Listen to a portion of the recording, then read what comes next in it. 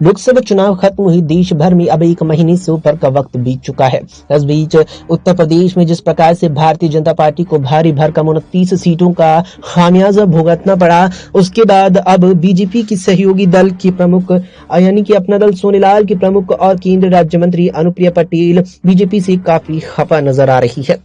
दरअसल हाल ही में अनुप्रिया पटेल ने उत्तर प्रदेश की योगी सरकार को यूपीपीएससी में आरक्षित पदों को भरने वाली के लिए एक चिट्ठी लिखी थी, जिसमें उन्होंने इस बात का जिक्र किया था कि जो आरक्षित पद है उस पर भर्ती के लिए जब अभ्यर्थियों का चयन सीधे साक्षात्कार के बाद होता है तो वहां पर नॉट सुइटेबल शब्द लिखा हुआ आ रहा है, जिसके जरिए आरक्षित पद यहां पर गैर कानूनी और गैर संवैधानिक तरीके से भरी जा रही है। इसके बाद वो काफी सुर्खियों में भी आई थी। हालांकि यहां पर इस पर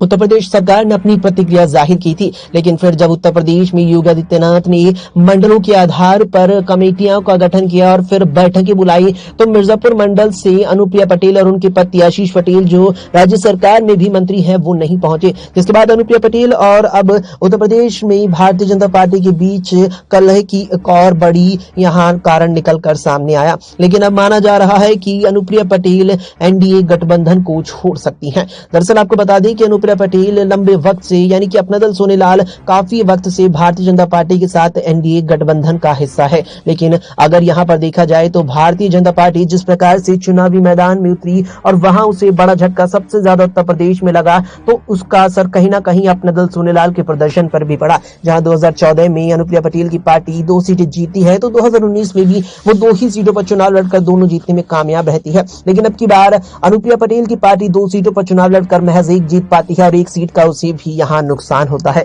जिसके बाद अब माना जा रहा है कि अनुप्रिया पटेल भारतीय जनता पार्टी से गठबंधन तोड़कर अखिलेश यादव के साथ हाथ मिला सकती है।